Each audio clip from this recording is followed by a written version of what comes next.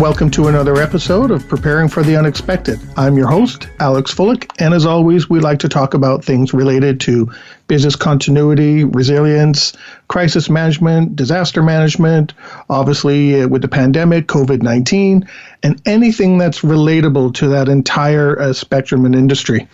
I'd like to remind everyone, if there is a topic you'd like us to talk about on the show, please feel free, send me an email. You can go to the Voice America page for the show, and there is a button that says to send the host an email. I do get all emails, and I do respond to everything. So I can see about getting you on the show or finding someone to talk about the topic you want us to bring up here. Also, if you have any product or service you'd like to advertise, either on the show or on our web pages, please feel free, send me a note, and I can get you some information as well.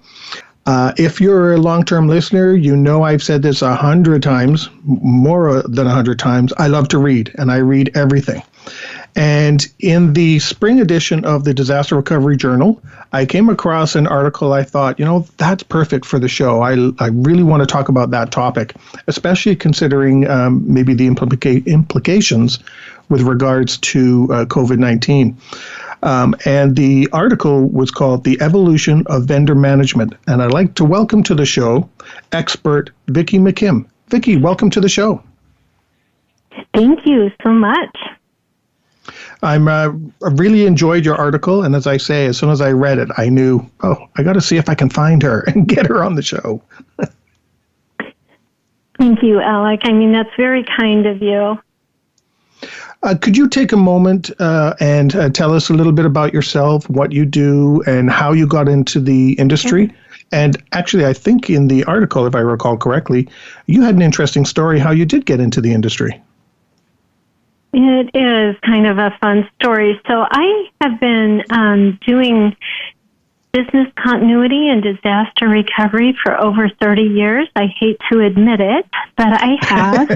And I kind of fell into it because I was doing technology planning, network installations, video installations, things like that. And it was always kind of that other duties as assigned. And then it morphed into a full-time position. But there were interesting things that would happen as I was working through that continuity planning. All of a sudden, I would get some phone calls, and some of the phone calls were really alarming. One of them I got was from a manager at one of our remote offices. And he said that our office was completely filled with this black, dirty, filthy water. And it stank so bad he had to leave the floor as soon as the elevator door opened. He had to go get something to put over his face before he could even go back onto the floor. And when he opened the door, all of this black water poured out of our suite. He could feel it on the carpet before he opened the door, and when he opened the door, it just poured out across the floor, and there were about 4 inches that poured out into the vestibule and the lobby there on that particular floor. So obviously, that's a bad thing to happen to your office. We had paper records that were one of a kind that we had to freeze dry. There were a number of things that we had to do. And what we found out was that our building manager had contracted with a vendor. And so our vendor contracted with a vendor, and they didn't properly vet what was going on. They weren't properly supervising a project on the floor above, and they had drained the pipes, but one pipe, they didn't know exactly what it was for. It looked different from the other pipes. No one bothered to check or to validate what was put into it. And 30 years of water from the sprinkler system in a wet pipe system dumped into our suite.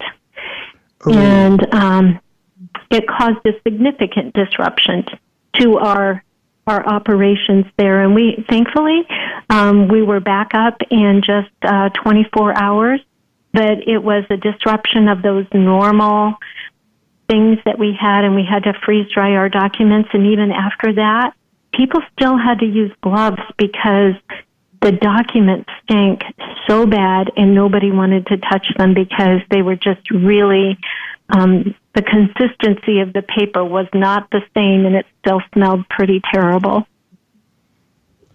And for good or bad, here you are 30 years later, stuck in the industry, right?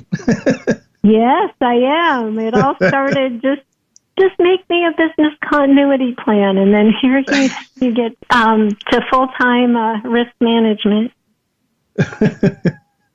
Well, you mentioned in your opening there, you said what we're going to talk about, vendor. Can you define what real vendor management is? Because there are so many different perspectives on, viewpoints on what vendor management is. Can you define that for us? Yeah, and just from my perspective, this is my personal opinion, vendor management is taking a holistic view of all of the factors that vendors bring to your company, from onboarding vendors to offboarding vendors, doing those RFPs, doing the risk assessment ahead of time, making sure that they've trained their employees, making sure they have continuity plans, making sure that if there are industry regulations for that particular vendor, that they're compliant, making sure that, they're training up to OSHA standards or whatever standards they might have, and then making sure that they vet their vendors as well. And so it's this vendor management, when you look at how you manage those relationships with your vendors and the compliance that they have, you just want to make sure that you have all aspects of that relationship covered and that you're not leaving out anything that could have a negative impact on your operations because of the vendor. And so in the situation that I said, had that vendor had more appropriate subcontractor management and supervision over that project that they were having accomplished in their facility, then that whole situation could have been negated. But instead, they relied completely on the subcontractor. They had no oversight of the project. They didn't really vet the vendor the way that they should have, or they would have known that there was this pattern and history of claims against this particular contractor. And so those are things that you should all catch in those vendor management processes when you're considering who to use as a particular vendor. Well, you got me thinking, does that mean vendor management is different than supplier management, or is there an overlap, or they are the same thing? It's not the same thing to me. So let's just say I have a vendor who supplies me with computer equipment. So that vendor, in that supply chain that they have, if they're manufacturing equipment, laptops, or any type of hardware, they're relying on components that they use from other vendors to create the object that they're creating. And so I remember it's probably been about 12 years ago, maybe a little bit longer now, that there was a really bad hurricane that came through and hit Thailand. And there was a chip manufacturer that actually supplied nearly the entire world with these computer chips. And because they were impacted, it backed up computer equipment deliveries for months. You couldn't get a piece of hardware because these chip components that were relied on out of Thailand were impacted. And so that supply chain management. For a manufacturer, it might be, is iron still available? Is concrete still available? Or, if you're fabricating something, is there a premium on wood of alternate sources? And so it just depends on what you do. Looking at all of those little pieces that flow into a particular vendor and then flow on into you, you want to manage that whole supply chain so that you make sure that your needs are all met and that you have those alternate vendors in place in case that supply chain is disrupted on one side or the other. If I was an organization, would I also, I could potentially be a vendor for somebody else. So really what I'm being asked by other people, I would have to make sure that I'm asking those questions, right? Because I could be supplying you something or a vendor for you, and you're going to ask me those questions. But if it's the other way around, I'm going to be asking you those questions, right?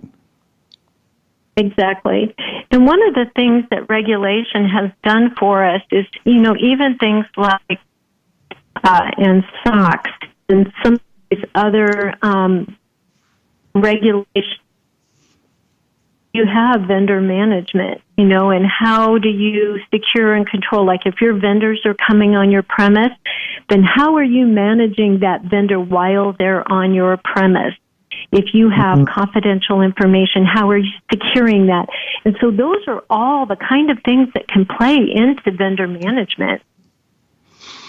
Yeah, I guess when, you know, if you're bringing somebody in, you got to make sure that, you know, they've got not just the right equipment, but they also adhere to maybe some of the rules and regulations you have within your facility, right? Yes, exactly. And that they're training their employees to do that, because you can sign that agreement, but if they have one employee that they haven't trained or one employee that they, you know, maybe isn't trustworthy, that they haven't done a good enough background check on, it can affect not only the vendor, but it can affect your operation if they're on your premise. Well, yeah, you know, if you're asking somebody to come in and fix something IT related, or in your example, right at the beginning, you know, facility related, and they don't do it right, it can have astronomical consequences. Exactly. And then you activate your plans and policies, but then you're also impacting your downstream organizations that you supply things to. Yes.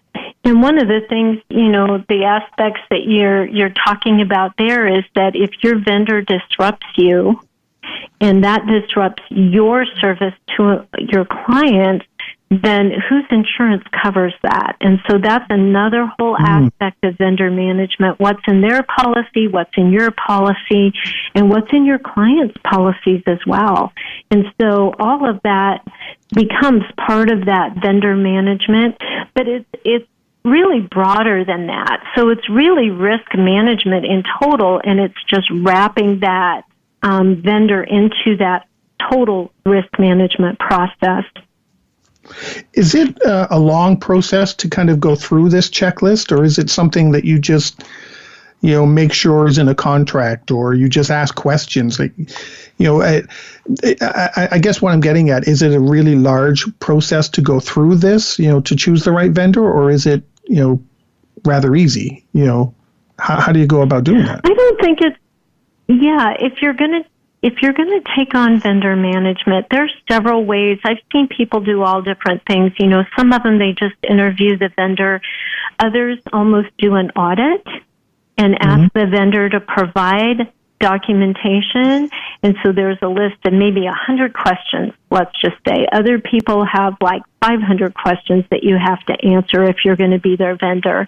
But they're asking for, let me see your financial statements. Let me see your last audit of, you know, a certain, you know, SOC 2 compliance or ISO compliance. Let me see those documents as well. Let me see your business continuity plan. Let me see your DR plan. When was your last DR test? And so you're asking them all of these questions and asking them to provide some documentation for that. And then that all has to be reviewed and evaluated. And is this a high-risk vendor?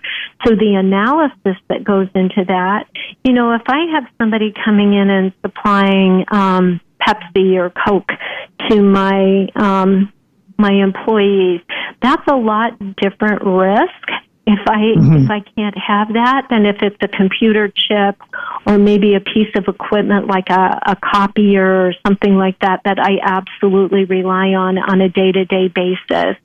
And so when you're looking at evaluating their answers across the board, and you really want to include all of this in your RFP process as well, you want to vet your vendors ahead of time before you even take them on. So those that are already in, you want to begin making them aware that you're going to be going through this process and that they're going to be evaluated on an annual basis or biannual basis if they're already on board. And then one of the other things that you want to include probably is the performance evaluators, those key performance indicators, and analysis of how is that vendor doing? Are we having problems with them on a regular basis? Are they dropping the ball on some things that we need them to perform? And so just including that in your rating. I've got some more questions for you, but I'm going to end our first segment. So we're going to be right back because I think what you just said really had my brain going here, which is probably a bad thing. So today we are talking with Vicky McKim, and we're talking about her article in the latest DRJ magazine, The Evolution of Vendor Management. And we'll be right back. If you like that video, thumbs up. If you didn't like that video, thumbs down. But leave me a message and let me know your thoughts.